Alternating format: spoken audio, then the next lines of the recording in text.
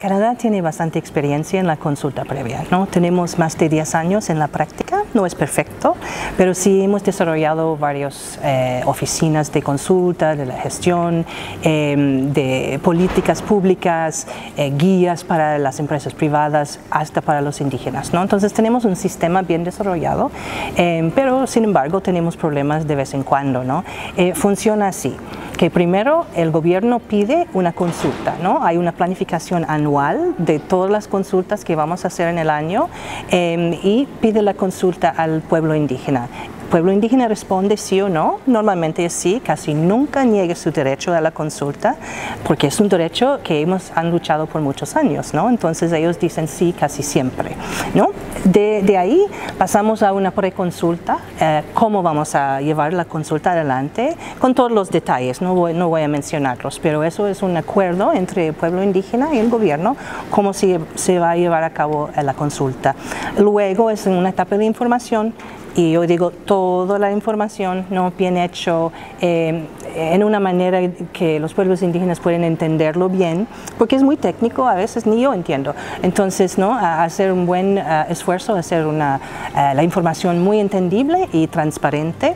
Luego hay etapa de diálogo interno también con el gobierno, ¿no? Y esto no son pasos como que termine un paso y vamos al otro, es un poco fluido, ¿no? Entonces hay un diálogo entre el gobierno y quizá la empresa privada y el pueblo indígena sobre la propuesta, y también los pueblos indígenas tienen su propio proceso interno, ¿no? Y esto va como que habla adentro del pueblo y luego con el gobierno y regresa, y es fluido, ¿no? Después ellos, los pueblos indígenas expresan qué son sus inquietudes, ¿no? Las cosas que quieren ver con esto, hasta a veces no quieren el proyecto, pero normalmente el proceso es para descubrir qué son los impactos, ¿no? En los derechos indígenas, que son muy específicos, ¿no? Entonces con esto el gobierno recibe toda la información, tiene un buen entendimiento qué son los impactos, o quizá hay no impacto, ¿no? A veces no hay impacto, pero en este momento el gobierno tiene que realizar un plan de trabajo para no impactar, ¿no? Entonces hay como 3 niveles, nosotros decimos, evitar los impactos, que puede ser negar, ¿no? O puede ser otra cosa, ¿no? Y tú puedes cambiar aspectos del proyecto, mitigar impactos o compensarlos, ¿no? Y no vamos a brincar directo a la compensación, porque la compensación es para un impacto muy, muy grande y obvio, ¿no? Normalmente son más en el paso de evitar impactos y mitigarlos, o la compensación si es algo más grande, que incluye normalmente, si hay un proyecto grande donde hay compensación, incluye mitigación y también evitación. Y ahí el gobierno emite la decisión, decide lo que van a decir, lo comparte con el pueblo indígena la decisión y va adelante, ¿no? Después, si hay acuerdos que son vinculantes siempre, los acuerdos son vinculantes, están en observación, ¿no? A ver si están implementando todo, ¿no? Hay un proceso de observar y he perdido la palabra, pero de observar cómo va adelante la implementación de todos los acuerdos, ¿no? Y ya, eso es el proceso total.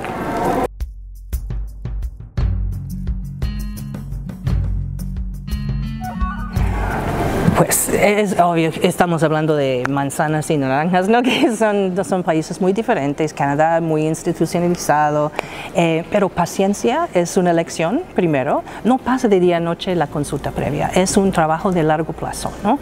Nosotros tardamos 6 años en desarrollar un acuerdo, un protocolo de consulta con los pueblos indígenas. Luego empezamos la consulta, tenemos 10 años en la consulta, todavía estamos aprendiendo lecciones, entonces paciencia es uno, flexibilidad es otro. No tiene que tener todo encajado en la ley, porque las cosas cambian, son fluidos, ¿no? Viene un fallo de un tribunal o del Corte Constitucional que va a cambiar la cosa, entonces hay que mantener un poco de flexibilidad también, ¿no?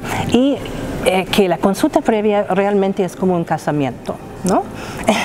Están casando por la vida.